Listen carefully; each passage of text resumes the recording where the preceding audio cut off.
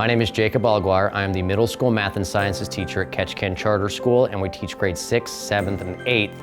I am also the robotics instructor for our competitive team. So First LEGO League has actually been around for a very long time, and that is the global competition where teams put together a robot and then solve a series of obstacles in 2.5 minutes, and the goal is to score as many points as possible during that time frame. This is again, global program, and turns out Alaska actually has the largest number of participants per square mile than any other place on the planet. We have the most kids participating, again, within certain town areas than any other place in the globe. So it's a very popular program, and what we're trying to do is get Ketchikan's program qualified as a regional qualifier so then we can participate in the official state programs. This is called the watch TV task. We have this to push the people, and it's supposed to be looking like that, and it's supposed to be fully up. So right now it's going to go hit the people to watch the TV. And then now Caden is connecting the dinosaur. Now it's moving across the table to the other side with the dinosaur in the back. We are resetting it up so we can send it back so we can grab the energy in it and put it in the dinosaur. Because if you have the energy unit inside the dinosaur, after you complete the task, you can get more points. And the more points, the better your score will be. Yep. I am Cameron from Ketchikan Charter School, and I am on the robotics team units.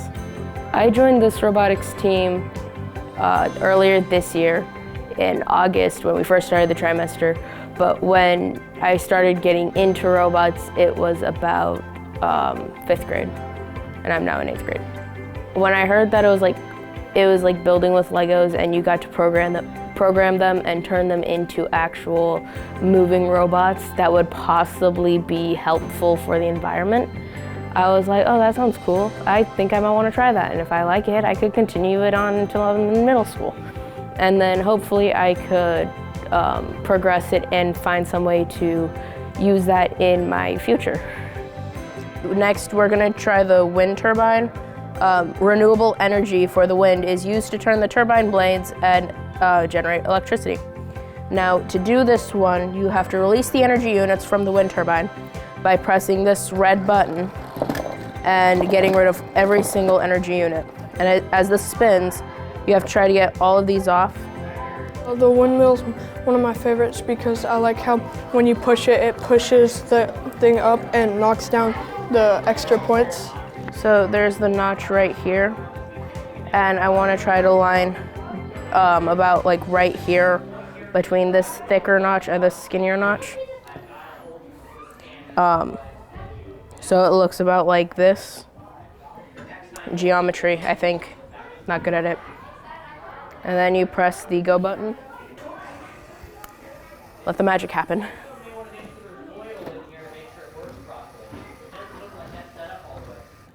My name's Anthony. I go to the Ketchikan Charter School, and I'm part of the robotics team, Electric Rangers. I started playing with Legos when I was like 5, really young, and I'm 12 now. I'm gonna turn 13. So me and my friend just started building, and we decided we wanted to use treads, but the treads didn't work, so we used the 2 back wheels and the marble in front. And then we just kept on building on from there and built something like so it can pick up stuff and move stuff around. But we didn't finish our program, so the programs won't work as well. Yet. Yeah, we're gonna fix those like tomorrow. This moves this, which pushes these out.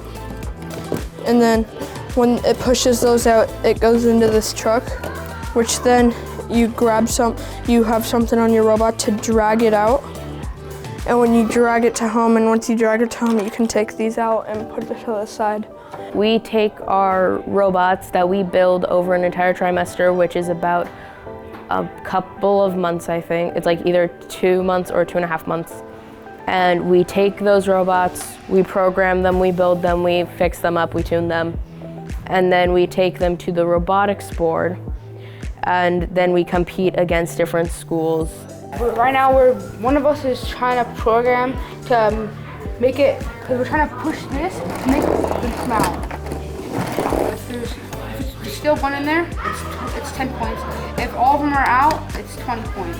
And if you have all of them carried back into the home, then you get all the points, and your score will be a lot better, because the more points you have at the end of your 2.5 minutes, the more advantage you'll get. Any age 10 to 14 can do this current competitive program. You won't know what the program is like until you dive in. It's just like a lot of kids. You can tell them the stove is hot. They won't actually know until they touch it and burn themselves for it the first time, and that works both ways. You might be terrified of the program, but you really won't know how good you are at it until you try. And I've got all kinds of kids across all ability levels with all kinds of different skill sets that support the team in different ways. Some are really good at visual media and are terrible at math, so they put a lot of the project presentation together. I got kids that are great problem solvers but terrible writers, and so again, they can rely on those kids that are good with visual media to support them, just like the programmers support the engineers and the engineers support the programmers. They're all multiple sides of the same coin. They're not individual distinct areas. I see the robotics tournaments as bonding time. Like, you get to learn about the other team, like, oh, they've had these difficulties and we've had these difficulties. I mean, yes, we've all had our own troubles, but we all were able to be compatible with each other and make a robotics tournament. So right here on our EB3 brain, we have a screen right here, which on the computer we have all the programs on. We program, and then there's this download button that we could download it to our EB3, and it downloads it to the robot. So then, because we have our robot, and when it's on the board, we could just click that button, or to go like that, to click that. And then anytime we click one, it will activate the robot to complete the mission. It's great fun, and it's a lot of hard work. The kids get to struggle, and more importantly, they get to fail in a positive way. Just like today with our scrimmage, we had a lot of kids go to the table for the first time, actually try to do as many as they could in 2.5 minutes, and it completely and utterly blew up in most teams' faces.